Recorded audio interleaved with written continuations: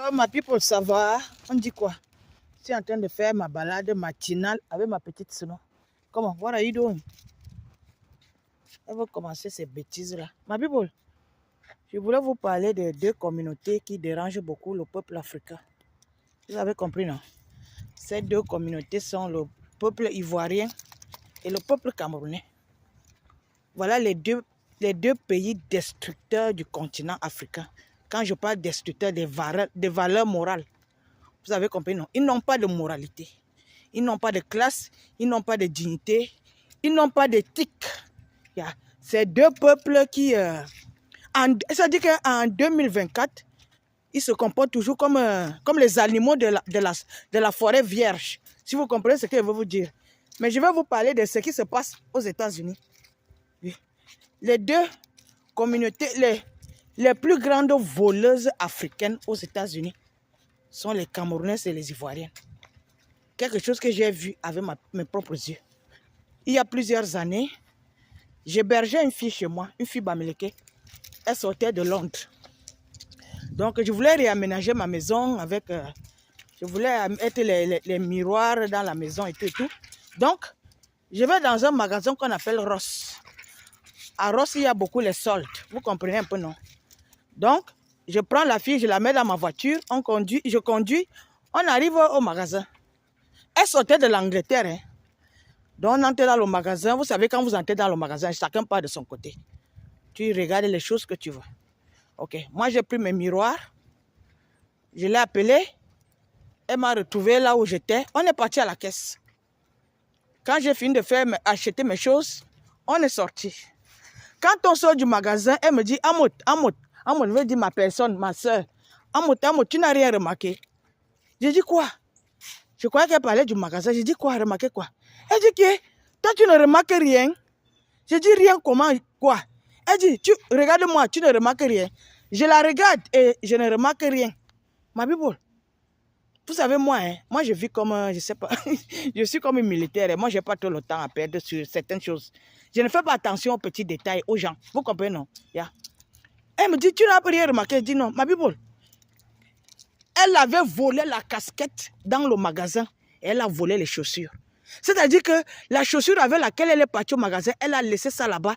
Elle a volé les nouvelles chaussures à la portée. Elle a mis la casquette sur la tête. Elle est sortie. Et moi, je n'ai même pas fait attention.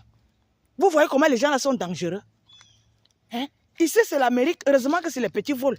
À partir de tes chaussures, on peut faire le DNA avec la sueur. Et on te rattrape. Bref, un jour, en 2007, je travaillais dans un salon de coiffure. Je prends maintenant ma collègue. Une fille américaine, c'est toujours elle.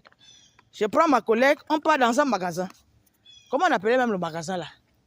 Bref, on arrive dans le magasin. Voilà, on partait chercher les chaussettes parce que l'hiver avait commencé. Vous comprenez un peu, non?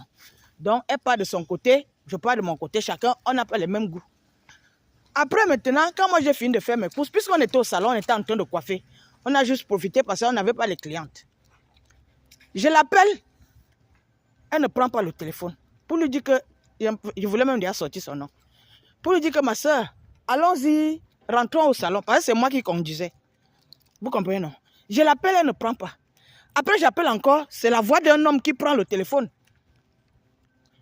Elle me dit, who are you? Je dis non. C'est moi qui dois plus te demander que tu es qui. Parce que ça, c'est le téléphone de ma soeur, camerounaise. Je lui dis que non, je suis avec ma soeur. On était en train de faire les courses. Mais je l'appelle, elle ne prend pas, c'est plutôt vous qui prenez le téléphone. Maintenant, la personne me demande, tu es où? Je lui dis là à quel niveau je suis. Il me dit, ok, marche comme ça, tu vas avoir un bureau, tu viens entrer. Ma Bible, j'entre dans le bureau, je trouve cette fille assise avec la police. Ma Bible, elle a volé les slips et les soutiens. Vous avez entendu? Elle a volé les slips et les soutiens. C'est comme ça que les caméras l'ont vu. Parce qu'ici aux États-Unis, quand tu entres dans les magasins, il y a les caméras partout. Il y a les gens dans la salle des caméras qui regardent tout ce que les clients font. Bref, ici aux États-Unis, quand tu voles dans un magasin, on t'interdit, on ne t'amène pas en prison, non. On t'interdit ce magasin. On peut t'interdire pendant 5 ans, pendant 10 ans. Vous comprenez un peu, non? C'est comme ça que cette fille a été interdite d'entrer dans ce magasin. Comme on était des collègues, elle m'a dit pardon. Elle m'a supplié. Elle m'a dit pardon, il ne faut pas dire à quelqu'un. Et je n'ai jamais dit à personne. Moi, je suis une femme de parole. Vous comprenez, non? C'est pour ça que j'ai du mépris pour les Africains. Vous êtes des gens, vous n'avez pas de classe. Vous n'avez pas de parole. Jusqu'à aujourd'hui, je n'ai jamais dit à personne que cette fille a volé dans le magasin. Parce que je sais, si je dis à mes collègues, on va se moquer d'elle. Elle va fuir. Je dis que je n'ai jamais dit à personne, sauf quand je suis en train de parler dans la vidéo-ci. Et vous ne savez pas qui c'est. Vous comprenez ce que je vais vous dire? Ma people, pour le cas des Ivoiriennes, hein, je ne peux même pas énumérer. Tous les jours, elles sortent à la télé ici, là, elles ont volé dans les magasins, les Ivoiriennes. Ma people, moi, je suis amour. Je suis maternelle. Vous comprenez, non? Je suis une vraie femme africaine. C'est pour ça que je vous dis que les gens qui partent à l'église tous les jours, ils sont les plus dangereux. Ou ceux qui sont hypocrites. Là, moi, je suis claire. Je suis franche. Mais je suis amour. Ma people, je n'ai jamais renvoyé une Africaine du travail. Malgré quoi que tu fasses, je n'ai jamais renvoyé. Parce que j'ai toujours pensé que, ouais, elle a laissé sa famille en Afrique. Elle a les factures à payer ici. Elle a les enfants. Sa mère l'attend en Afrique, attend l'argent. Ma première fois et la dernière fois, parce que c'est la seule personne que j'ai renvoyée du travail, c'était une Ivoirienne. Vous comprenez, non? Oui. Je l'embauche, elle vient travailler. Ma people, ça dit que je suis même dépassée. Yeah. La fille, mais les rassas prennent du temps. Parce que si là, nous on fait les rassas, tu t'assois sur ta tête. Hein. Tu finis ta tête. Mais ce n'est pas les rassas du pays qui sont petits. Ça dit, on fait les petits autour. Mais au milieu, on fait les gros. Les Américains même demandent de faire les gros. Parce que sinon, si tu fais les petits, ça va te prendre 2 jours. Donc nous, ici, nos rassas, c'est 6 heures de temps. Ma people, cette fille, avant même de commencer la tête, il faut prep la mèche. Ça dit, il faut tirer la mèche. Elle est au téléphone, elle tire la mèche. Elle commence la tête de la cliente jusqu'à finir la tête. Elle est au téléphone, ma people. Un jour, j'avais remarqué ça le premier jour.